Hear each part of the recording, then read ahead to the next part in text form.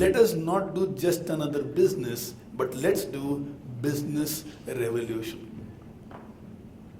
What does the word revolution mean? And in the context of this program called Business Excellence, what is revolution? I have a good friend of mine whose name is Raj Biani. And Raj is the managing director of Microsoft IT in India. The biggest IT setup of Microsoft outside Redmond, US is in India, and Raj heads that vertical. We had a meeting on the 14th of last month, and in this meeting I learned quite a lot of things with Raj. One of the things which Raj said is, Naren, the whole world can be divided into two kinds of people. One are people who believe in Janam Patris. I'm not going to ask you to raise your hands, but many of you over here must have got married after the Janam Patri matched. One section of the society is which depends on luck, which waits for favorable times to happen, which wants to play cricket on an easy paced pitch against a weak opponent. Now these are the people who wait for the Janam Patri, for the planets in the Janam Patri to get aligned. There is another set of people who believe in Karam Patri. For them, it is their initiative, their work, their drive, their intelligence, their lessons, the way they network, the way they build teams, the way they put things together, where they assume complete responsibility for their life irrespective of everything. Now these are the people who believe in Karam Patri and not Janam Patri. And it is only these people who can create a revolution. The entire history of humanity is history of revolutions. Evolution is a very small, a very slow process. It takes thousands of years to results to happen. But revolution, you and me can set the pace for it. I have another lovely friend whose name is Rajesh Heda. He is the chief of staff for Microland, Bangalore. Brilliant company founded by Pradeep Kar. And Rajesh was saying, the beauty about the world today is, you cannot predict the speed at which change is happening unless you are the person who's bringing that change. When we speak about business excellence revolution, we are talking about people who are willing to bring about this kind of a change. People who want to set up new rules of the game. If necessary, change the game itself. People who create what is going to happen in the future. This program is not a program to learn about a simple technique by which my people should work more and produce more. That is a basic, fundamental, not even 1% of what a business can be. We are talking about people who are willing to bring in massive changes. In the next 1.5 hours, you will listen to few things which can be done by you and me, which can bring about that kind of a change in our lives. A friend of mine was telling me the other day, there's this guy called Alok Mundra, who is the head of KPMG India. When I was talking to him on my travel, Alok was telling me, Naren, almost all the businesses, he's the head of auditing and a few more verticals including brand building. And he says whether we do consultancy to a 50 crore company or a 5,000 crore company, fundamentally the basics of business everywhere remains the same. And I was asking him, since you work with almost all kinds of people, which are those people on whom you believe that these people will make it big in life? And he had a very interesting metaphor to give. He said there are some people who are not scared of changes at all, and who are not looking for band-aids when they get wounded. There is something called band-aid management, which means I just need to cover up the wound, and that's what I want to do. So there is a leakage in the pipe. I want to put that putty by which that leakage should stop. I am not looking to create a system by which leakage does not happen. If I belong to this band-aid management mindset person, then business excellence revolution is not for you. If you're a person who says, now this is what is the words of another great guy that I know. He says, Naren, put me in a room with 100 people. At the end of that evening, I will tell you who should be bet on. So I asked him, whom do you bet on? He said, I am looking for that raw confidence in people and that flexibility in people who seem to have this mindset which says, take away all my money, take away my current business, and give me 2 to 3 years time, and I will recreate everything that you have taken away from me.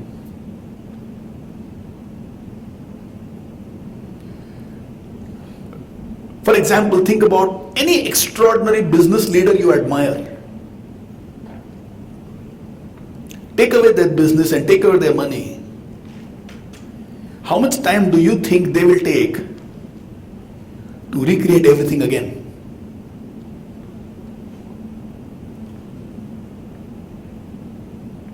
So let's say one of you sitting over here has a net worth of 100 crores. The friends you have, the knowledge that you have, the people who visit you, the kind of team you have at office, chances are more or less is because of what you already have, the 100 crores. That money is taken away from you. Something happens and that money goes away. How long will you take with you to recreate that money?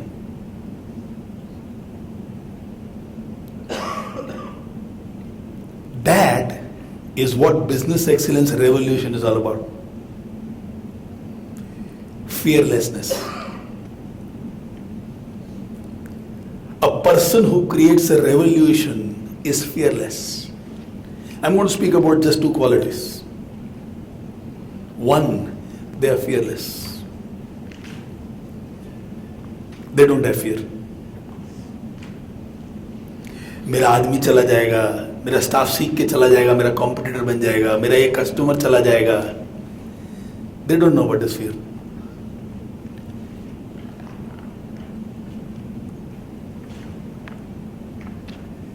If you have to rate yourself in 0 to 10, where would you rate yourself on fearlessness? 0 being for the lowest and 10 being for the highest. And the second quality of people who can create revolutions is they don't care about control. They don't care about control. They are not yet a victim to control. They are not saying everything should happen through me. I should know everything. Everything has to be ratified by me. I will only think. I'm not going to tell my secrets to others. I will not depend on somebody else. Or, I know only this way to do work, hence I will do this way. There may be an alternate way, but I'm not very sure I will learn that. Their life is in control because of some things that they know. And people who can create revolutions are people who don't care about being in control. They're absolutely okay with doing something where they're not in control. When you venture into something new, Things are not in your control. Things cannot be in your control. Is that fearlessness and a willingness to learn present? If yes, then you are ready for this program called Business Excellence Revolution.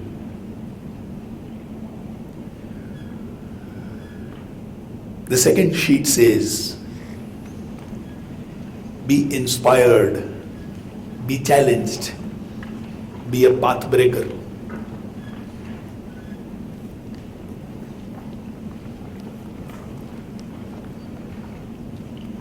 The mission of Life School is to inspire. That's why we say Life School, let's inspire. Experience tells us any person who is inspired can dream. Any person who's inspired, they're so excited. It is not possible for you to see an inspired person who is sad. Inspired person is energy on the move. They can draw people and resources towards them. Be challenged. What do I mean by be challenged? The whole world is changing. Friend of mine, Ganesh Natarajan, CEO of Zensar, was hearing him the other day and he was saying, in the last 5 years, 35% of the way in which business was being done has already changed. Chances are some of us do business even today the way we were doing 5, 6, 7 years ago. The system, the style, the methods, the staffing, the people, the approach, everything remains the same. Some things have changed, the clothes might have changed, the size of the showroom might have changed, but the way we think, we have not challenged ourselves. And the beauty is, the research of Gartner says in the next 5 years, 70% of the businesses that exist today will become obsolete in 5 years' time. In 5 years' time, 70% of business the way exists today will become obsolete. You will have no place. You will go with your horoscope to somebody. You might wear a few rings waiting for something to happen by which business goes on, but it's changing. And the beauty about changing times is it throws up a lot of opportunities. Because changing times makes everybody equal. When times are not changing, somebody who has a legacy can have an advantage. But when times are changing, so let's say a lot of work is happening through apps. Now everybody is at the equal field now. Who can do better? Earlier times, you had to set up a factory for you to become rich. Or you would need to have loads of money for you to become rich. It is no more so. These are challenging times. Some of us have realized it, may have taken a few baby steps. Some of us are pretending it is not going to affect us at all. But those of you who want to make it big in the world of business, if you want to make it big, if you want to see yourself as a super success, get ready to be challenged. And when I say get inspired, get ready to be challenged, therefore we can create new paths, we can become path breakers like never before. Probably after 1 hour I'll tell you a few plans that Life School has about how we are getting ready for the future. And it's a 5-year goal. And when I speak to you about what we are going to do in the next 5 years, you'll understand what I mean by new opportunities and new paths which are existing right in front of us. And in these times, You must go to learn from the right person, not just any person. Which is the next sheet all about. Ask advice. Not from any person, but from the right person. So when I think about, let's say, training organization, Life School is a training organization. We also have a construction company where we do small construction. 5 years down the line, where will this industry be? If I have to grow in multiples, so today if we are doing, let's say, 2 crores, and if I want to do 100 crores, can the new system help me? Whom should I ask? Who would be the right person? Somebody who's been in this industry for more than 5 years. Somebody who has already created a lot of stuff in that space, called the digital space. Hence, I seek out Raj and I talk to Raj. How does Microsoft look at the future? How do you get ready for the future? How do you guys think? When you're talking about 40,000 plus people working and billions of dollars of revenues and profits, how do you think about the future? And I speak to some industrialists. How are you getting ready for the future? A mentor or a success story who has reached a place where we would love to reach in times to come. Now that is the right guide. One of my friends was telling me outside, Naren, I want to increase my turnover to 5,000 crores in a few years' time. Will this program help me? Of course this program will help you. But do you have the guts and the courage, the tenacity and the initiative to find out, to chase and to build a working relationship with somebody who is already doing a business of 5,000 crores? When I tell you it is possible, you will believe me.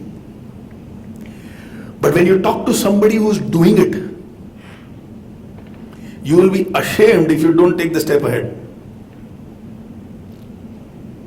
When I tell you it's possible, you like it, but you might be very comfortable with your present life, which might be, let's say, a turnover of 100 crores where you're earning 20 crores every year.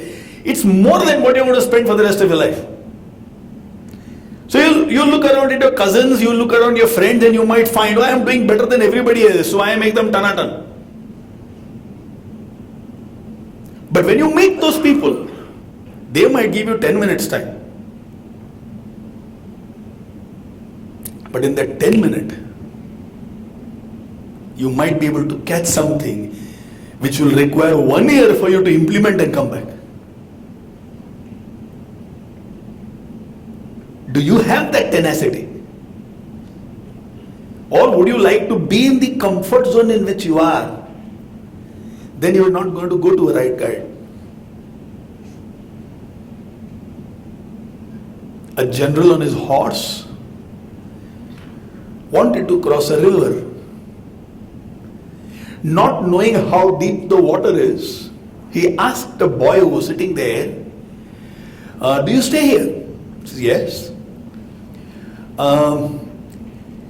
Can I cross the river on my horse? Is it deep enough? Boy looked at the horse and said, I think you can comfortably cross. The general went inside the water. The water was too deep, he almost drowned. Somehow managed to reach the other side. And from there, he shouted at that boy saying, I'm going to catch you and punish you. I almost died. And the boy with a puzzled look said, I'm sorry, but I did not understand. My ducks cross every day and their legs is much smaller than your horse's legs.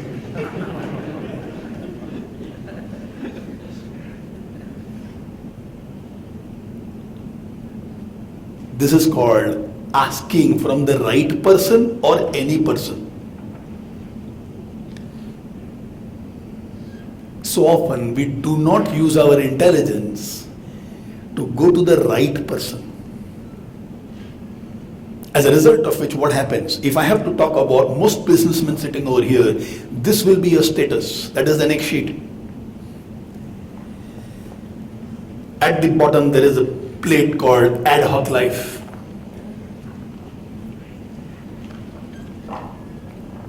Then there is a word called dilemma. So every day business brings dilemmas. I have the words right. So I know I need a good mentor. I know I want huge success. I know I want a very well-driven team. I know I want insights. These are like all these mountain peaks which I want to cover and cross. I don't know how to go there. And hence, I'm delighted with my thoughts without actually moving ahead. What is ad hoc life? There are three kinds of decisions which a businessman needs to take. And this is where either you will mirror with your organization and understand how well you are doing, or you will understand why you are stuck up. And that is called ad hoc life, stuck up life. For most of us, what is business? You get up in the morning, you go to work, you have a rough idea of what has to happen, but most of your life will be defined after you go to work. Full day you solve urgencies, you are firefighting. You come back home tired in the night. Sometimes you are too tired, so some of you get a license to go and drink or smoke or gamble or waste another portion of your life because you are tired. But every day is routine. You can't say in the last 2 years, this is how I changed my life. The volume of orders might have changed. The volume of work might have changed. So earlier maybe you used to get 50 lakhs order and you would be excited. Today you might get 20 crores order and you get excited. But it is the same damn thing. My brother Rakesh was a senior vice president in Kotak Mahindra Bank, and he used to say this. When I joined ICICI Bank 10 years ago, I was in charge of collecting mutual funds. So even if I get 50,000, 1 lakh, I will be too excited. Today I pitch for 100 crores, 150 crores, 600 crores, and I also got 2,200 crores in a single check from Nandan Nilankani. But the work I do is same. The zeros have changed. So my life is routine, it's repetitive, it's ad hoc. So today for 100 crore party calls me and then says I have some urgent work, he is not there, I go back after 3 days whenever it is convenient. Earlier I used to do that for 50,000. Ad hoc life. 3 kinds of decision in an organization, and see where do you belong. One is called strategy, where decisions are taken keeping the long term in mind, where you work on the vision of an organization. You are thinking about 6 months down the line, 1 year down the line, this is where the organization will reach. And for that, these are the kind of people I will need. Let me get the right people from today. I can afford to pay them 6 months, 8 months, 1 year salary if necessary. But I cannot afford to delay my work because the right talent is not there. You work only on strategy, on vision. The number of decisions you take is less. But the decision you take are extremely important and crucial in nature. You have all the time in the world, you are never busy. You are available. Second, day-to-day matter decisions. Which includes if a guest comes, chai bulana hai कि coffee mangana hai.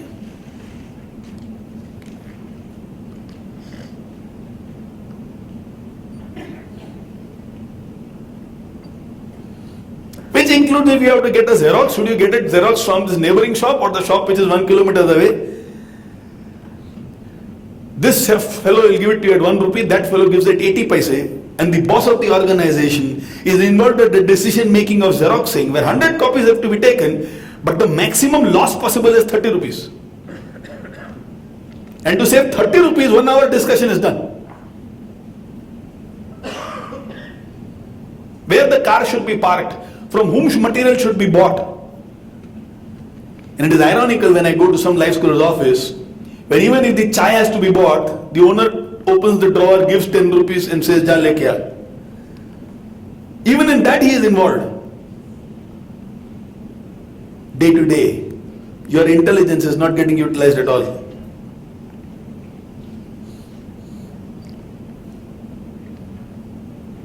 I have a bhabhi who is very smart. She is not educated, but super smart. She tells me, बहुत busy हूं लेकिन काम कुछ नहीं. And she gives me an example.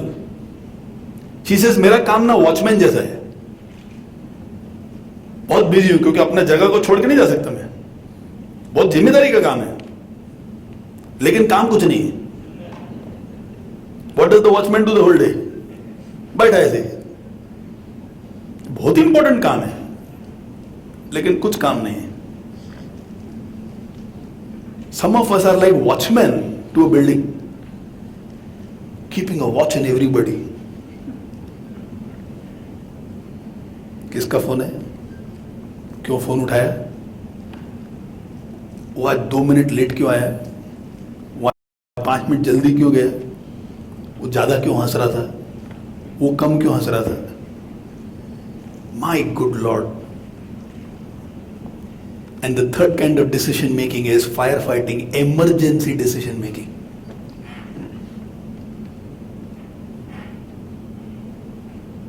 How many emergencies you handle every day?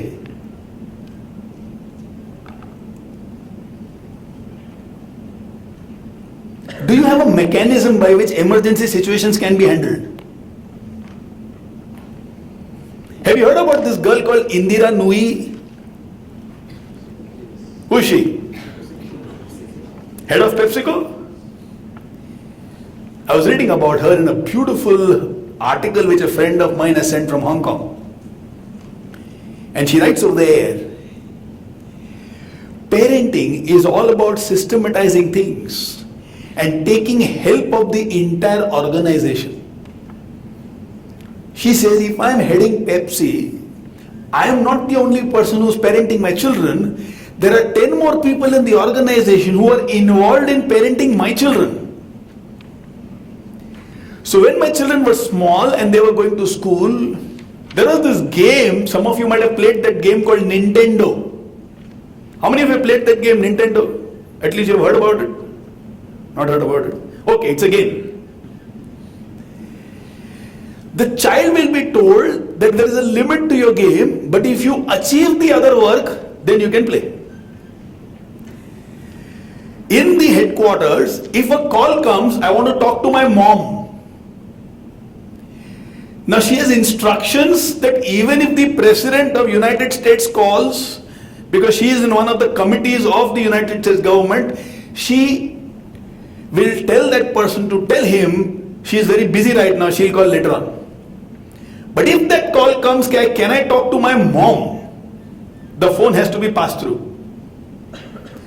She will have 4 assistants working. One of them has this job which is delegated to ask a series of 7-8 questions. She will pick up the phone. And the child will say, I want to play Nintendo for 1 hour. And this girl has been trained to ask, okay, did you have your food? Did you complete your sleep? Has the homework been done? Can you please tell me what are the homework that is done? And after a series of questions has been asked, then this girl will say, okay, you can play for half an hour, okay, you can play for 45 minutes or for 1 hour. Which means, in a situation, how it has to be handled, even when it involves parenting, has been understood and explained to a person The mother is not parenting the child personally, but she's taking help because she's involved in some bigger decisions about strategy. Even the emergencies of life to a large extent are anticipated, dealt with, delegated and systematized. You and me cannot create a revolution if we are involved in day-to-day decisions and urgencies, which is what an ad hoc life is all about. You and me can create a huge revolution when we are involved in strategy, where our work is in meeting people who are creating the future, where our conversations are with people who take decisions which will shape the times which are to come. People who are doing work which is our dream to do. In those interactions, when the mind opens up, we can do a lot well, not otherwise. So we have written these points. Sometimes you feel, I'm missing a piece, something is not okay. Strategically, something is missing. Sometimes I think, I need somebody who can guide me, who can mentor me. Find out, get connected, and move on. Stop living a life that is ad hoc life. Can it happen tomorrow? No, it cannot happen. But depending on the kind of business you have, you set either a 1 year, a 2 year, a 3 year, maybe 5 years, but we need to take the steps from tomorrow. And you do not take those stops, if you do not take those steps, it's going to be a little difficult. Let's move to the next slide. Take a fresh sheet of paper, and we are going to do something very interesting, which should be one of the most important takeaways for all of us for this evening. After about 35-40 minutes, I will stop the talking and I will take some questions based on whatever we are discussing in this evening. Program will then complete at 9 o'clock, followed by dinner. Please join us for dinner. I will be here. Ask me any following questions after that also. It's absolutely okay. From the bottom of the sheet, you will start writing. Write just at the lowest place where you are comfortable. It need not be where the place ends, maybe an inch above that, maybe half an inch above that. Just write at the center of the page. Write 1, 2 and 3. Just write the numbers 1, 2 and 3. From bottom it will come up like that. At the bottom you will write 1, then you will write 2 and then you will write 3. I'm discussing this for the first time in my life, so nobody knows what I'm going to discuss. So listen.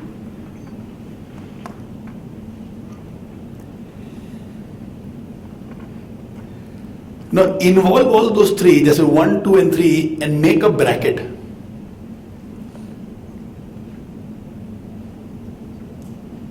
Make a small arrow towards the right and write performance gap.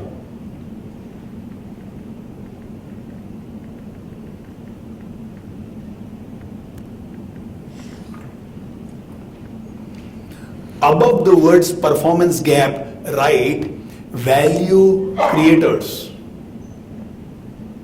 Above the word performance gap, write the words value creators.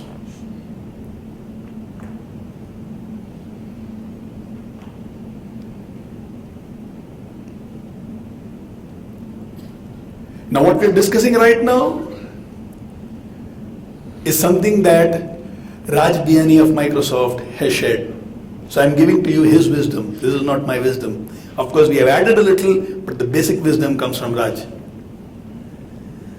He says, the whole world is focused on this aspect.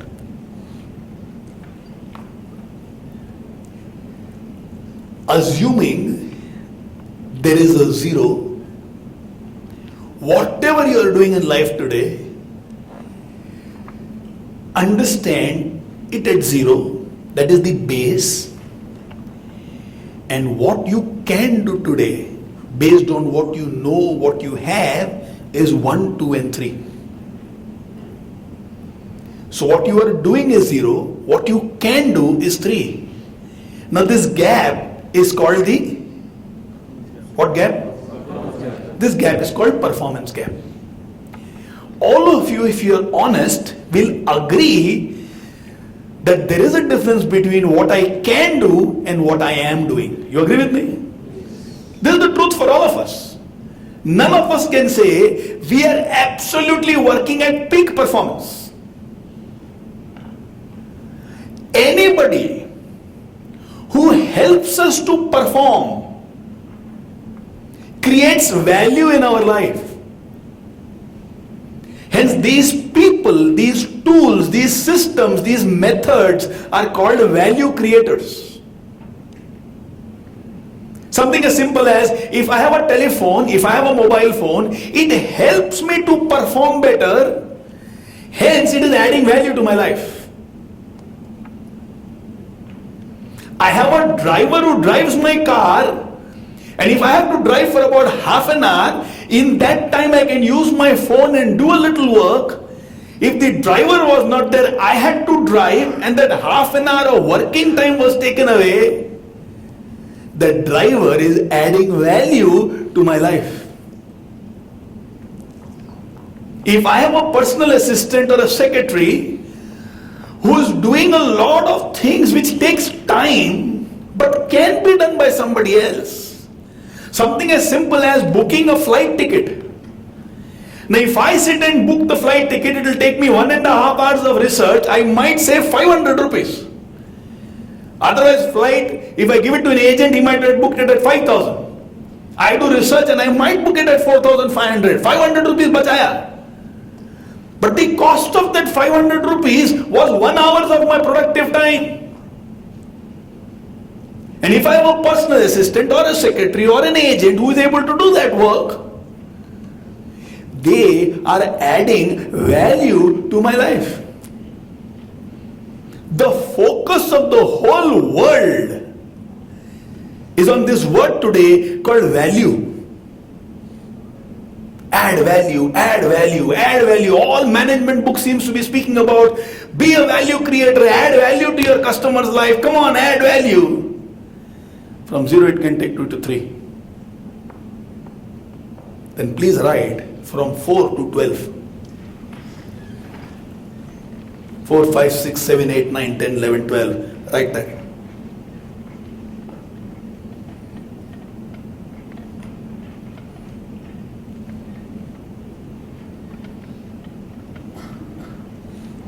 Make a huge bracket.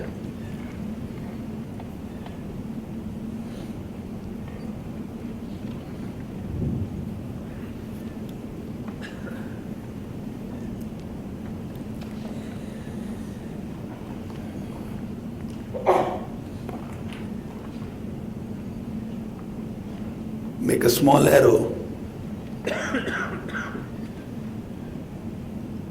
And now write, this 4 to 12 is called opportunity gap.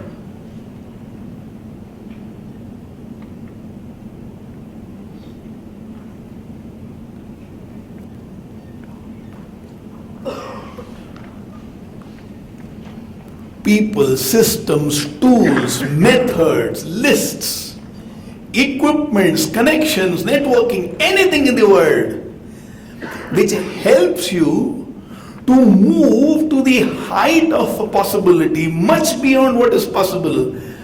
Opportunities are called game changers, which is what that sheet is all about. Sheet number 5. Game changers.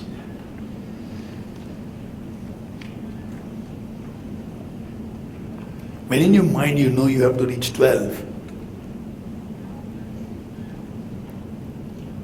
automatically you cross 3, 4, 5, 6, 7. If the height you want to achieve is 3, you will reach 1.5 to 2.5, and the sad part of the whole story is, you look back and you say from 0 I have come 2.5, मैंने life में कितना किया है? That's the saddest part. We will compare ourselves with a few people and say, look how much I have achieved. You'll probably look at the beginning of your life and say, look how far I have come. Let's say you are a chartered accountant, you look at your own development, you'll see, look how far I have come. When you meet an Alok and who says, we have about 12,000 people working in KPMG in India, and once upon a time it was also a startup company. So what is possible? And then what is the opportunity? I was reading a book of Larry Page, founder of Google, and there he writes, yes, I am excited about a few of these ideas called AdWords and Gmail because it has really occupied the world and helping people in the world. But you know what disturbs me? In my company, because we give 20% time to people to play around to find out what is an opportunity. I've got these two ideas. It should be worth celebrating and everybody is celebrating. But what makes me anxious, a little sad is, what if in my company there are 10 more such ideas but I have been able to grab only 2?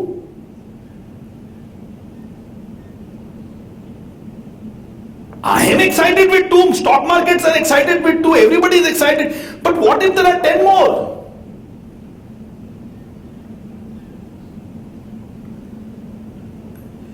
Only a person who's searching with dedication for opportunities, who's involved in strategy, will be able to think like this, not otherwise. So what is this travel from 0 to 3? On the left hand side of those numbers 1 to 3, write that word called optimize.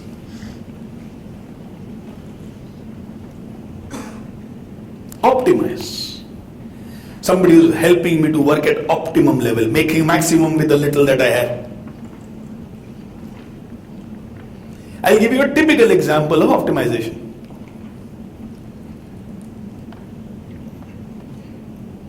Let's say I have a friend over here called Vidyadhar. Vidyadhar sir into hiring of genset machines.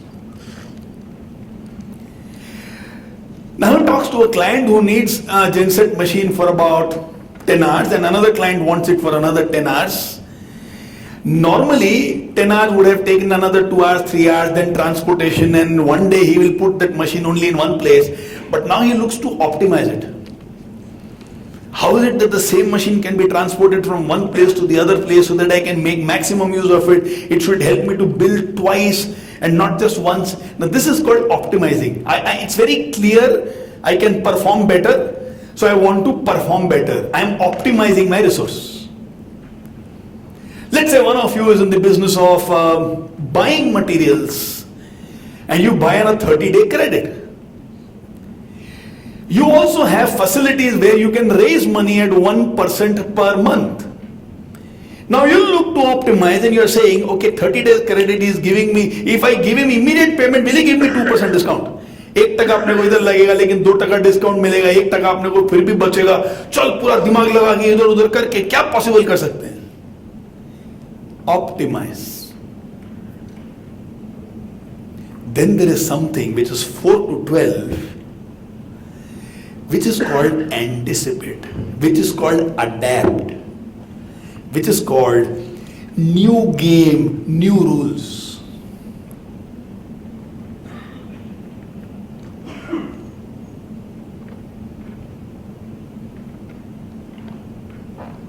Only those help you to search for opportunities which you did not even realize exists.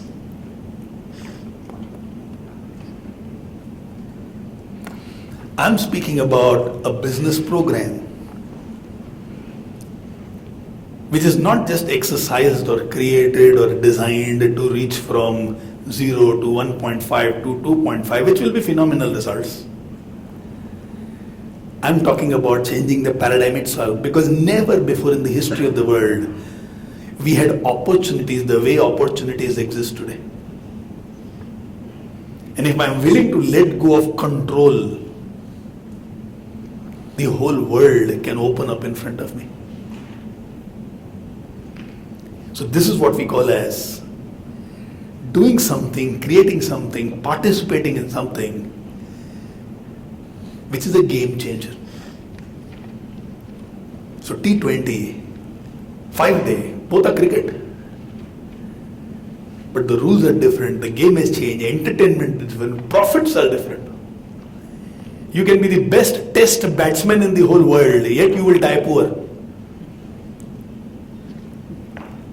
And you can be the 15th best in T20 and you will be 25 to 50 times richer than the best test batsman in the whole world.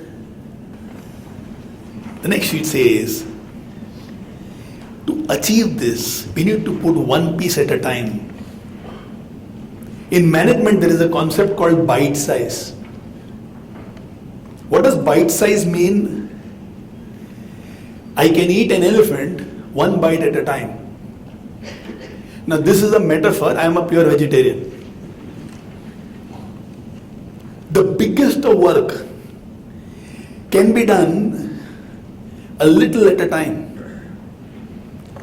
So this course of business excellence is designed in a way where every module is bite-sized, where we have the bigger vision, the bigger picture in mind, and then we find out what has to be done so that I surely and genuinely move ahead. Every session will have insights. Insights like how to rally your team. Because if you don't have a team behind you, a team which can grow along with you, not just do what they know. In the team, a few people should be able to do what you are doing today. Only then you can move to the role of strategy, otherwise you cannot. You cannot leave a vacuum behind. How to rally your team? 2 more points. How to move into action? Less theories, in fact 0 theories, and only oriented towards action. And a very important point, how to increase profitable customers. Do you know there is something called good profit and something called bad profits?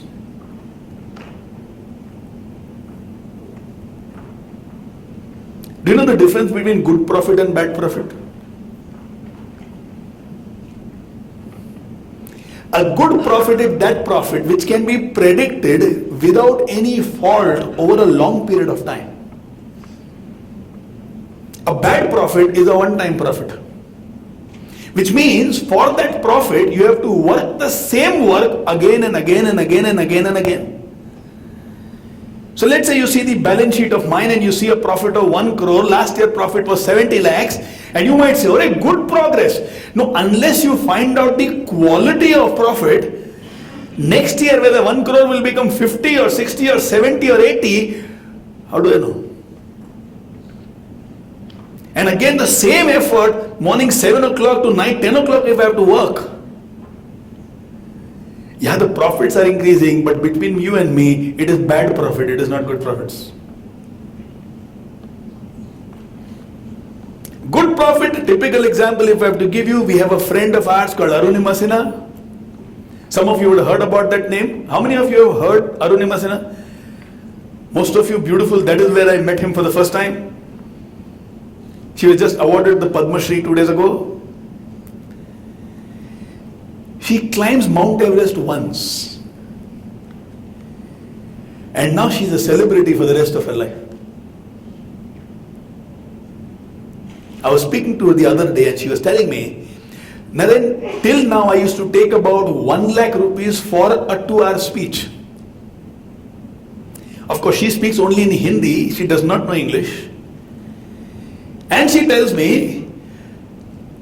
एक कार्यक्रम में गए थे, वहां वो आया था चेतन भगत, मेरे को 1 लाख दिया, उसको 8 लाख दिया। क्या किया उसने? मतलब वो सिर्फ लिखता है। माउंट एवरेस्ट से चढ़ने से भी ज्यादा कठिन काम है क्या? And I tell her, darling, you should increase your fees at least to 3 lakhs. तू 1 लाख मत ले, कम से कम 3 ले। कोई बुलाएगा? तुम जितना दिन चाहोगे उतना तुमको काम मिलेगा। 3 लाख कर दो। And I spoke to her 28 because last year 28th of March is when we had met for the first time. So today is the first anniversary of our meeting. And she is saying, भैया अभी 3 लाख कर दिया है और तो ज्यादा busy हो गए हैं। Now to her, that one achievement is good profit for the rest of her life. She chooses where she should go to speak. She does not have to put any more efforts to achieve anything else in life. Now that is good profits. Have we ever concentrated on increasing the percentage of good profits in our business? Or is every bit of our profit bad profit?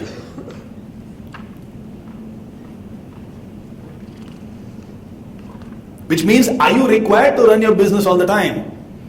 Or even if you stop doing your work, some work will continue to come, some results will continue to come, some profit will continue to come.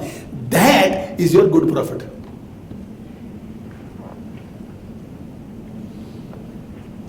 The more you have good profits, the smarter you are. The more your business is solid. So let's say I have 2 of my friends over here, Pawan and Kuldeep, both exceptional company secretaries. And if I ask them, out of your 100% turnover, let's say they earn about 50 lakhs every year, how much of it is good profit and how much of it is bad profit? So if they say 30 lakhs of revenue, even if we are not there, it will anyway happen, we are not required, and we have yearly contract with people with a 5-year contract frame. For the next 5 years, this billing will continue to happen, this payment will continue to happen, we are not required. Or in that case, that 30 lakhs is good profit and 20 lakhs is bad profit. The more good profit, the smarter I am, the deeper my business is. The more bad profit, you and me are slaves to our own work. So you'll be introduced like this to enough strategies, tools, people who can help you in taking your business to the next level. Imagine if you shift your focus on increasing the quantum of good profits. How much time you have now can be focused on strategy, long-term, game-changing. Otherwise, you will be completely involved only in day-to-day running of the business. To find out how well we do business, here are a few questions for you. That's what the next sheet is. Change the sheet. Now comes the question, what kind of questions should gutsy leaders ask themselves to know a little more about their organization? You know, we hardly dream about questions to ask ourselves to find out whether we know our own organization or not, whether the focus of the organization is in the right path or not. So let me introduce a few questions to you. We may not have time to go through the answers in details, so I request you to take these questions and think about it. If you want, mail me the answers so that we can have a dialogue, or discuss these questions with people who are crucial to the future of your organization. Have you heard about this company called Amazon? So who's the owner of Amazon? Who's the chairman of Amazon? You don't know? Jeff Bezos. Supposed to be a super smart guy. 2010, a few more competitors started taking away large market share of Amazon. And 2010 also brought about a great realization in the entire internet industry about Amazon. Market share being taken away was a natural phenomenon. And what was a brilliant insight? People found out the greatest competitor to Google has become Amazon. The competitor to Google was not Bing or some other search engine, but so much of search which was happening on Google has now gone to Amazon. People are searching for things which are available on Amazon. So it was a moment of delight. And it was also a moment of crisis. Now what are the questions which Jeff Bezos made the entire company think on? The question was, we should have as many goals in Amazon as possible. They went on a 3-day retreat and they came back with 462 goals that Amazon will achieve in 1 year, and that year is 2010.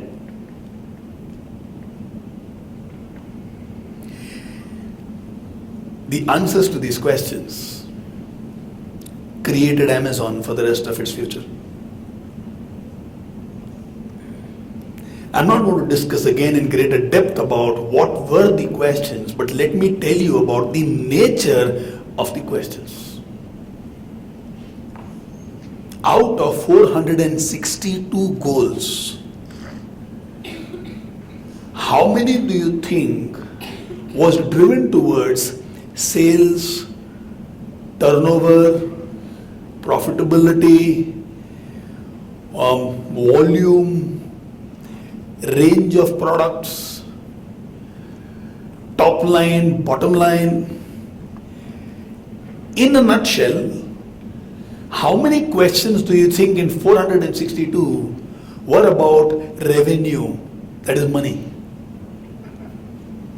Mirror it with your company. If you go for a 3-day brainstorming boot camp session for the future of your organization, how many goals will be about revenue? Forget about 462. Let's say 20 goals.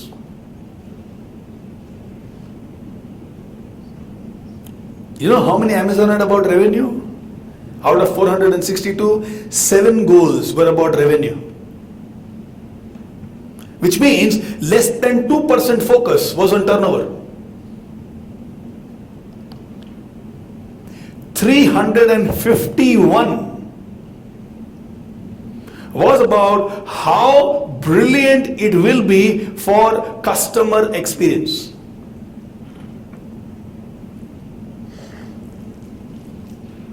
351 was about customers. Small goals. Out of 462, 351 about customers.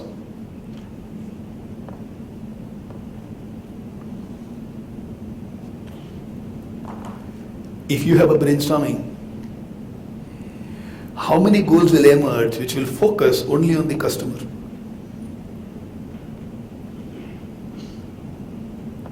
What percentage? So this is almost close to 80%. Point blank question. Does 80% of your time go in thinking about the customer?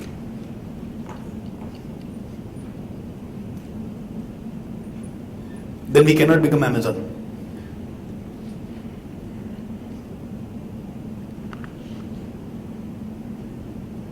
Gutsy leaders have to ask these questions. Where does the fabric of the organization need to change? If I have to compete with nimbler people, newer people, people who can do it less margin, where should my focus be?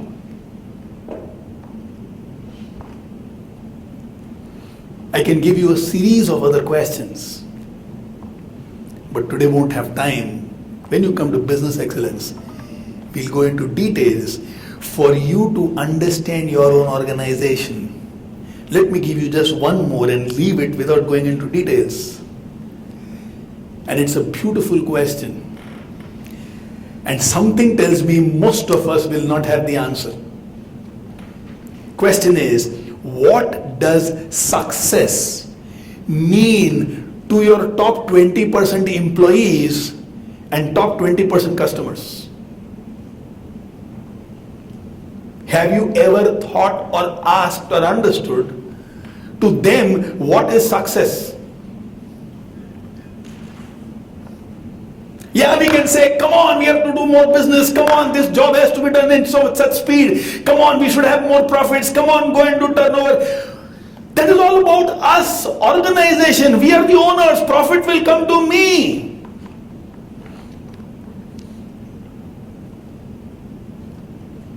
What about them?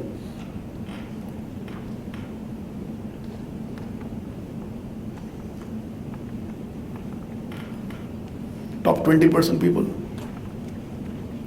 How do they define success? Would it be reaching home on time?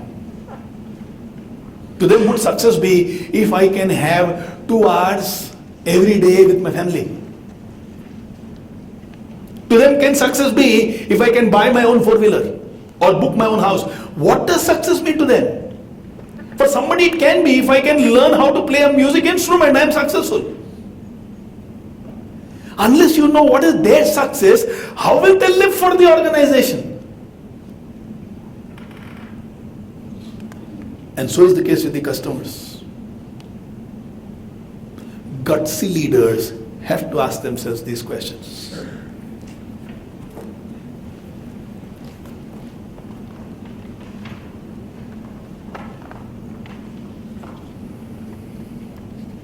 A very crucial sheet.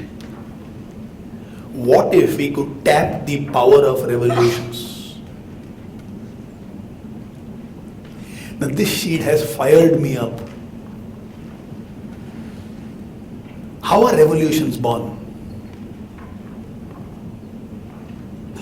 What makes a revolution come together? What leads to a success of a revolution? What does a leader exactly do in a revolution? What makes people hold on till the revolution succeeds? If in my business I want to create a revolution, and if I don't understand the science of revolution, how will I do it? Oh, I would love to expand from 2 crores to 100 crores. But what is the science of revolution? If I don't have revolutionaries with me, it's not going to happen.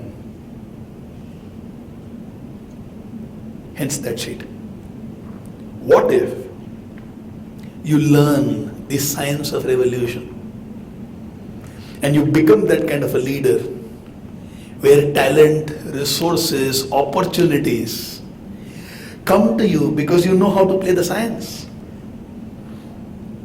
We're going to discuss that in business excellence. Shift to the next sheet.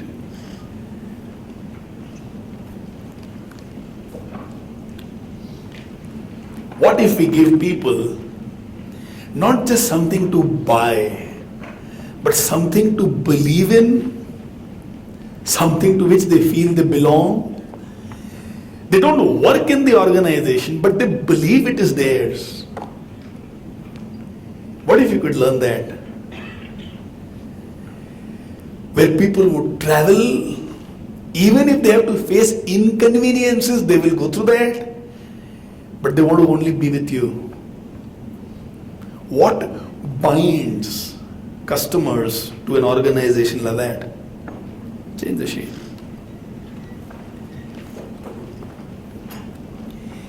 What if we could do this in a fraction of time with fraction of resources compared to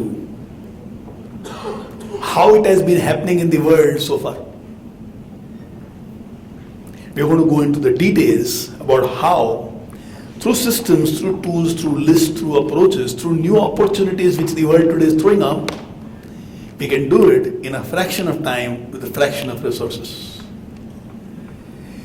Now, till now, whatever I have spoken are a few things which are going to be covered in business excellence.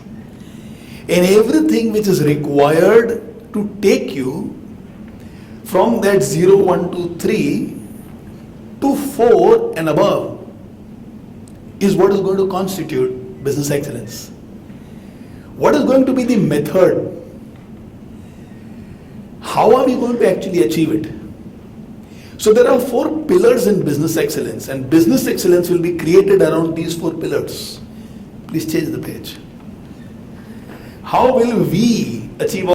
So page number 1 is something that we call as offsite training. Offsite training means we are going to go for 3 days, 2 nights residential retreat, beginning from 22nd, 23rd and 24th of April. Then again for 3 days and 2 nights after about 3 months, and then again for 3 days, 2 nights after about 3 months, which means the last day when we complete the program of business excellence, starting from 22nd of April, will be 1st of October. So it's a 6 months program.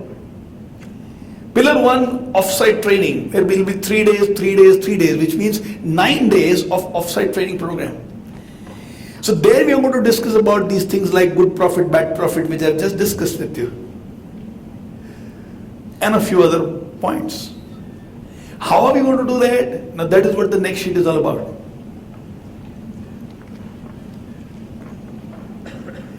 Systems, tools, lists, best practices.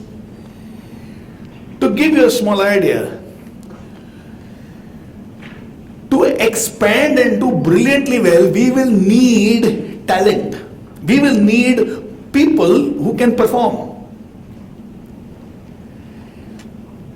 But talent can be groomed only through a system. No organization can groom talent without systems. Grooming of talent cannot happen by an ad hoc giving of responsibility or saying, tu kar le. The grooming always happens through a system. For a small organization to a medium organization, what is this kind of system which has to set in place? So if you find organizations which is producing leaders after leaders effortlessly, you will find some organizations never have a leadership shortage, not because the best and the brightest go to work over there, but they have systems in place by which the talent can be groomed. You want great talent. Even if you manage to find a good talent and bring them, to retain them, systems are compulsory. I have met a few businessmen who can say you can give more money and you can get the talent. But for them to stay, if systems are not there, they will leave you, they will drop you, and they'll go away.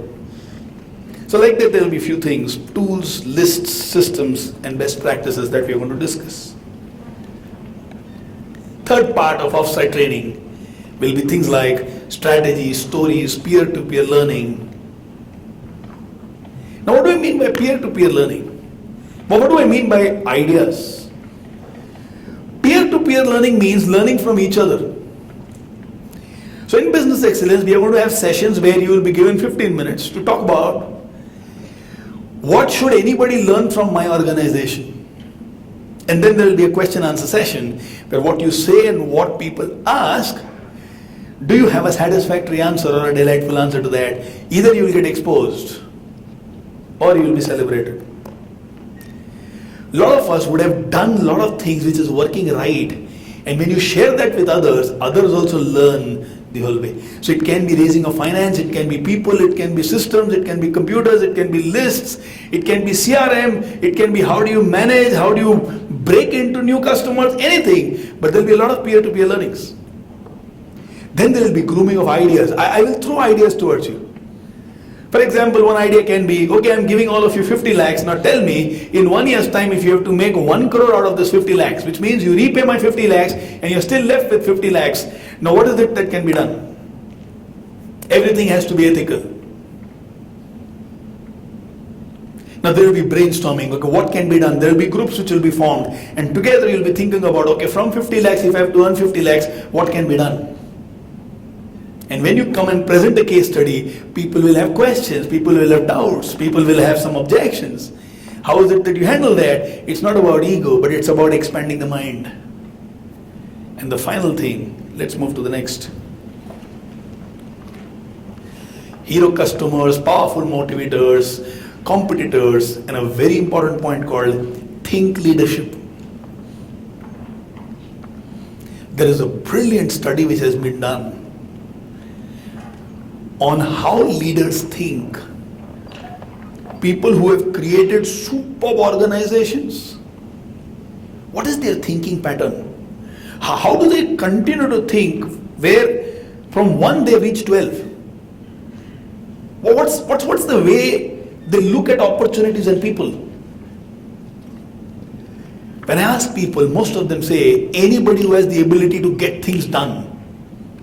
कुछ भी काम करो ना हो जाएगा. Somebody who has this attitude, now come on, let's get things done.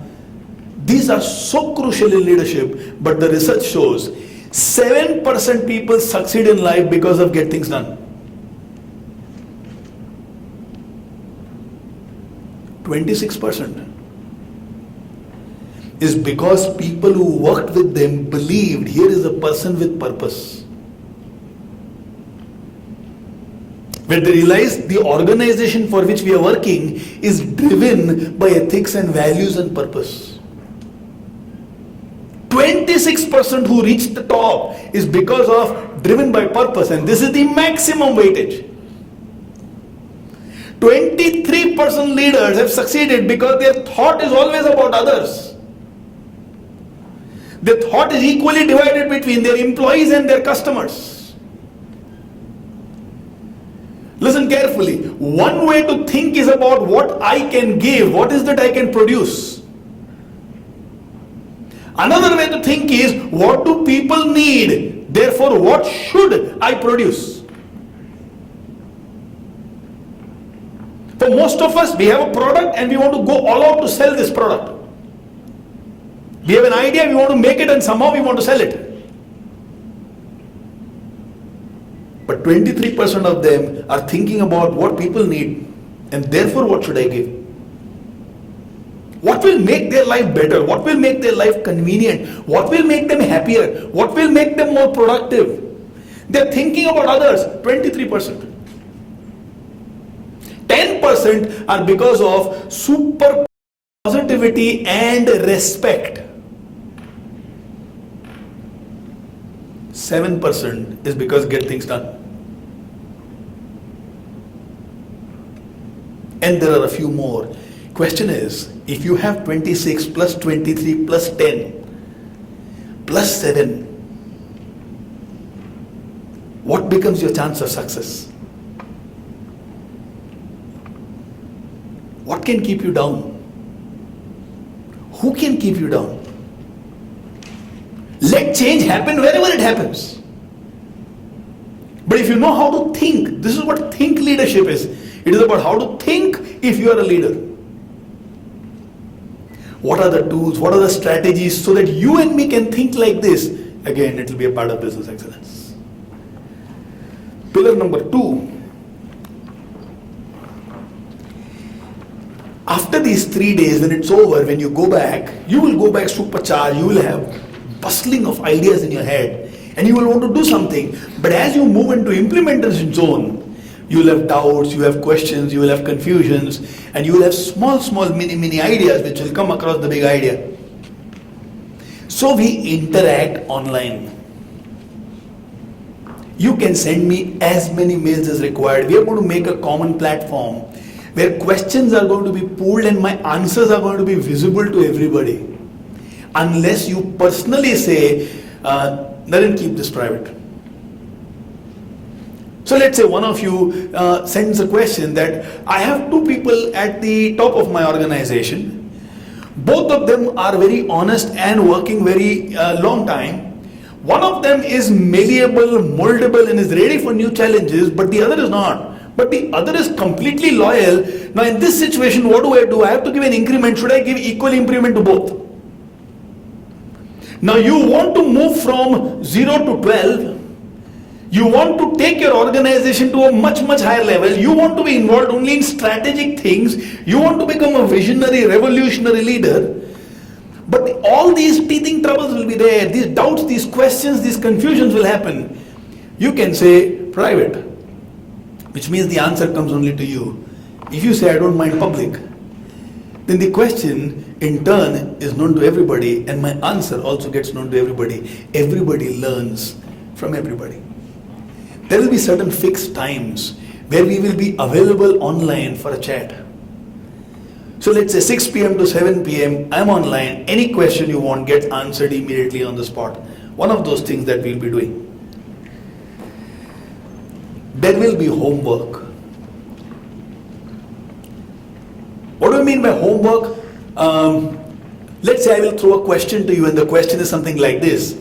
Apple does not believe in doing customer survey to find out what do the customers need. As a company, they don't have that policy.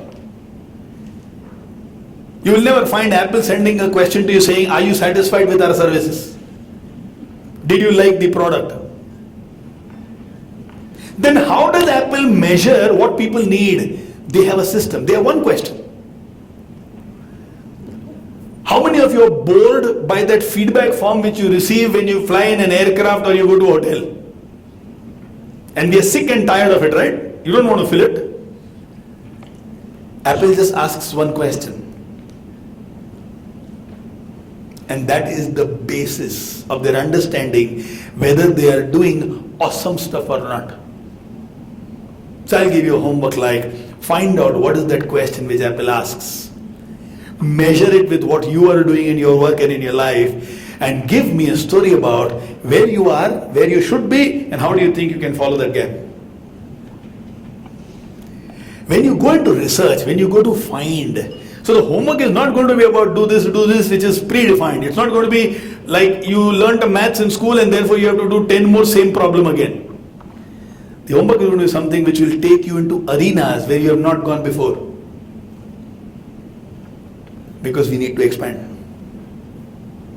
What is the answer? Ask me one of those days, I will tell you. Then we'll have these case studies. Brilliant way of learning.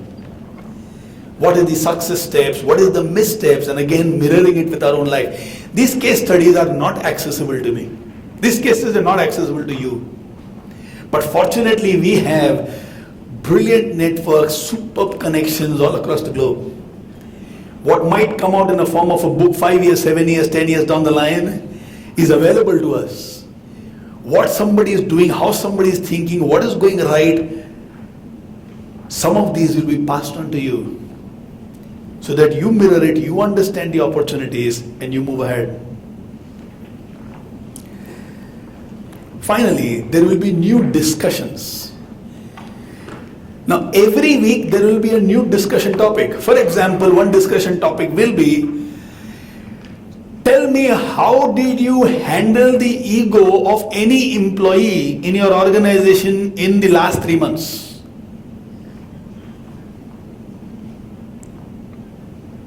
So in Business Excellence, we'll have about 30 participants. And 30 of them will be requested to just write a small 2-paragraph or a 3-paragraph write upon how did they handle the ego of an employee in the organization. And that sharing becomes available to all.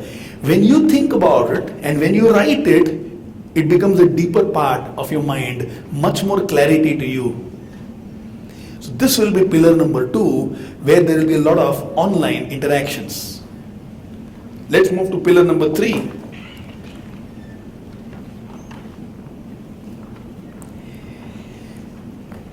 After about 5 weeks, so let's say 22, 23, 24th April is Business Excellence Stage 1 Residential. First week of June, we will have a face-to-face meeting. In 5 weeks, a lot of implementation should have been done. And then we meet face to face to find out, have you made progress? Where are you stuck? Where are you reluctant? What is your reluctance? What help do you need? Do you want to tell me certain secrets which you are not able to tell somebody else, for a very honest interaction? Because in the world outside, sometimes we pretend quite a lot. We show the goody-goody part of everything. So no person will go and tell anybody else that I have all these diseases in me. They'll pretend and say, nahi sab theek hai. Now in the one-to-one, it will be about grinding work, where you will be ruthlessly honest and I will be ruthlessly honest.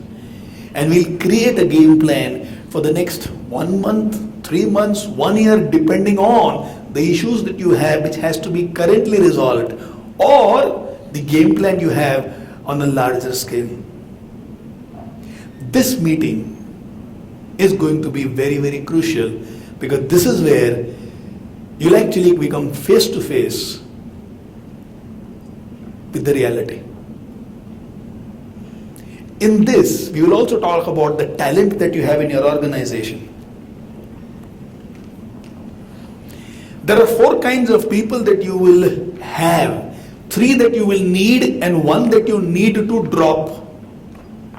What are these 4 people? 1 we call as torch bearers. What do I mean by torch bearers? You know, even when you are in darkness, people who hold the torch are called the torch bearers.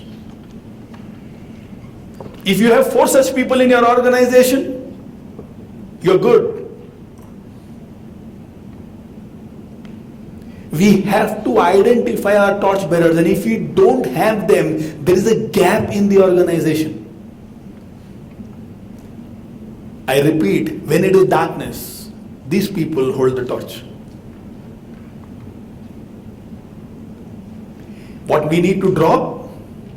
People whom we call as mirages. People who might talk sweet, but who might be the first to give up. People who might pretend we are doing a lot of work, but actually they are the least effective. If any one of you has ever taken a social responsibility, you would have experienced this firsthand. When the project starts, 10 people will say, "Hum log aayenge na, mast hai, ekdam waisa waisa hai." And when actually work has to be done on the ground, they are not there. During meeting and eating, they are available. But during doing, they have some urgency. And again, during meeting and eating, they will be available. Now, these are the people who are called mirages. They look big in numbers, so we think, "Arey, apne paas bahut log hai." But actually, nahi hai. These have to be dropped. Then there are 2 more: resources and allies. Allies are people, when things are going great guns, they will go great guns with you. But their fundamental need in life is their future. As long as their future is taken care of, they will be with you. And then there are resources. People who can lift themselves. Torch bearers may not be able to do too much. Resources actually do a lot. But the presence of torch bearers gives you strength. Presence of resources gives you results. Presence of allies gives you support. Mirages are weaknesses. We need all these 3 kinds. We need all these 3 kinds. Who are these? How to identify them? How to groom them? We'll discuss in Business Excellence. But if you don't have these 3, there is a gap in the organization. And that gap will shock you, surprise you, make you weak, and that weakness will be exploited sooner or later. The 4th pillar is the council. What is a council? Council is a collection of like-minded people which we are going to create among people who are doing business excellence. People where ideas, resources can be shared. You need something, there will be a connection which will be formed. You have something and there will be a connection which can be formed. You have a doubt, that person is there is the same base of learning for all of us, and we can talk to each other, we can solve it. Fundamentally, it becomes like your board of directors, where everybody is solid, nobody is dependent on you for results in life, nobody is looking at you for profit. Hence, they can be honest and transparent. They are not going to clap just like that. They are going to be brutally honest with you. In the council, every now and then, we'll invite some of these top class people who are performing at their peak in their life. People who have, like I told earlier, they have reached that place where we have a desire to reach. They have what they call in management as a 30,000 feet view. The bird's eye, the eagle's eye, the aircraft view. From there they can take in everything, the satellite view. Now and then we'll have those kind of people who will come and talk to us. And imagine when you talk to them, it's going to be a different kind of a growth altogether. So let's say I call Alok and ask him, okay, can you guide me on how Amrita Anjan was an old company which is wanting to recreate itself as a new company. And when the owners had the offer of being bought out at 300 crores, when the profit of the company was only 2 crores, how the new generation which has come, which has said, in 5 years' time, I will earn 1,000 crores from this company. So what was the thinking of those people? How did they do it? Why 300 crores did not tempt them? Can you just explain what actually happened? And imagine you listening to them, you talking to them, you asking them, being with them. That is all which is going to happen in the council.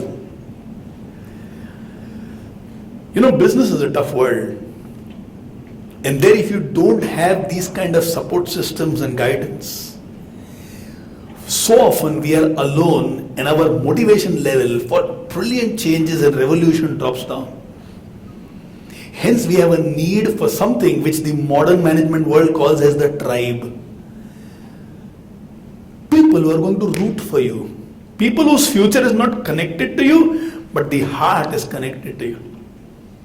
In the presence of these people, for a moment also if you are down, they just pull you back up, and we are attempting to create that through the tribe. Action, accountability and collaboration. These are very 3 crucial words in the making of a tribe. The tribe wants you to act. A lazy person is not accepted in a tribe. Collaboration. What you need, take. What I need, take. Now this collaboration. Because sometimes what can happen through a phone call, you cannot gun by going, sitting, applying, etc., etc., etc.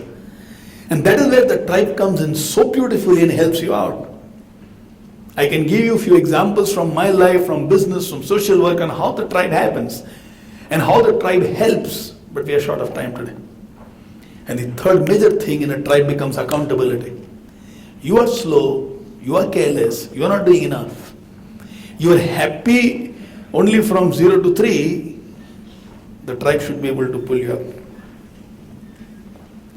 Now imagine with these 4 pillars, off-site training, online interactions, face-to-face, and tribe.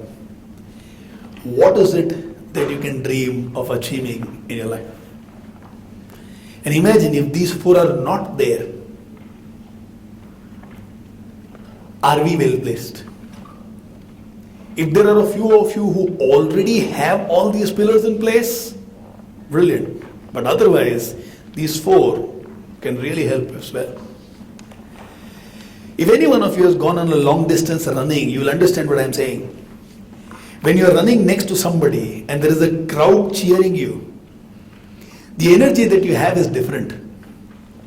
Those of you who have played sports, let's say you are playing a sport and there is a crowd which is rooting for you.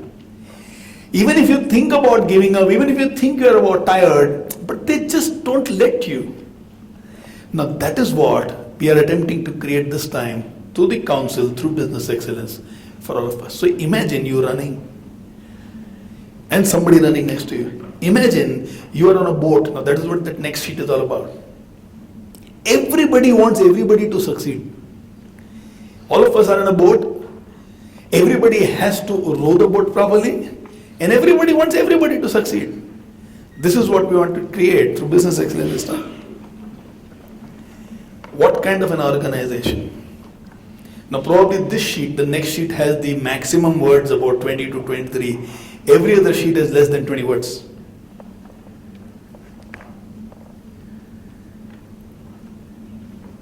What kind of an organization? The last three lines is what defines the kind of organization we need to create. The first two is what is the normal ad hoc kind of business that most of us must be doing today. Scraping for work. Sometimes people have less overhead, so they are competing against us. We are thinking about क्या यार मजा नहीं आता है रोज रोज का झिक झिक. Through our positivity we can say चलो कोई बात नहीं, it's a part of life. But daily it will be the same routine. उसमें मजा नहीं आता. We don't want it that way. We want a mission-driven, customer-obsessed, if I can use that word, customer-focused, highly profitable organization. That's what we want to do. Imagine a business where your customers are these three kinds. Die-hard fans. You know, a fan wants to buy every product that you have. Evangelists. This word is normally associated to missionaries, but nowadays it is also associated to people in technology. What fundamentally evangelist means is somebody who speaks all the good about something. Now that is called an evangelist. A fan wants to buy everything. An evangelist wants to tell everybody इससे खरीद. Imagine if you have people like that. And imagine if you have co-creators. What do I mean by co-creators? Those who participate, those who suggest, those who are involved, those who guide. Imagine if your customers have these three and your top customers are all these three. Die-hard fans, which means they take pride in working with you. Evangelists, they speak all the good about you to everybody. And co-creators, they get involved in making you ready for the future. That is what we want to achieve. Imagine the tribe cheering you because they love you. And all of this, how much should be able to do in life? With all this, how much do you think you can earn extra? Now is my sales pitch, which will be the shortest. 50 lakhs, 1 crore, 10 crores, how much do you think you'll be able to earn? Cost of business excellence, 2 lakhs plus tax. We will take in 30 participants. If you have more questions, either call Joe or write a mail to me and we'll be happy to answer. But we want to do things which we have never done before in life. I'll take just 2 minutes and tell you what is the dream of Life School going ahead in the next 5 years. In the last 5 years, we have established Life School as an organization. We have created goodwill and we have created fantastic network. Today, if there is any businessman in this country whom we want to reach, maximum of 2 phone calls will be required and we will be able to have an audience with that businessman. Now that is what we have achieved in the last 5 years. Hence the intelligence of businessmen is available to us. Our turnover, let's say, is about 2 crores. In 5 years, we want to make it 100 crores. Today our profitability is about 50 lakhs.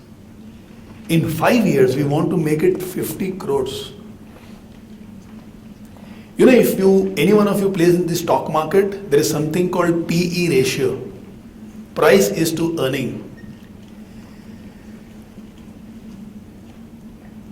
You know, for a bank like Kotak Bank, the PE ratio is somewhere close to 57. Which means whatever is its earnings, the price of that company is 57 times that. For a company like TBZ, Tribundas Bhimji Zaveri, the multiples is about 50. All of you must be using that product. I don't know of anybody who does not. Gillette. Any one of you uses a shaving blade which is other than Gillette? Anyone over here? You know that company, what is the PE it has? 178. Which means if it earns 1 crore, people are willing to buy that company for 178 crores. Our dream is, in 5 years' time, when we reach 50 crores, our multiple should be not less than 50 times. Which means Life School should be valued at 2,500 crores. Want to sell a 40% stake at that point of time to people who can take it to the next level. Bring out 1,000 crores. Shift our complete focus to education in the schools, which some of you who are a part of Life School know very deeply well. And in 5 years' time, when I touch the age of 50, with 1,000 crores in my bank, with a 60% stake in the company which is called Life School, we should be able to do what we believe is the purpose of our life, the youth, the children, and change the way humanity lives. This business excellence is fundamentally a creation out of this dream, how we are thinking, what we are doing, and what is working for us is what is going to be shared with all of you. I took a little more time than what I had anticipated, so we don't have time for extensive question answer session right now. We will break for dinner. It's about 9 o'clock. But I will be here. Those of you who have questions, you are welcome to shoot any question personally to me. I'll be there to answer it. I only pray and wish that your 2 hours over here gave you enough inputs for you to take home, take to work tomorrow, and transform parts of your business. Do you agree with me? Was it worth coming here for 2 hours? Thank you so much for your presence and wish you all the best in your life. Thanks a lot and love you so much.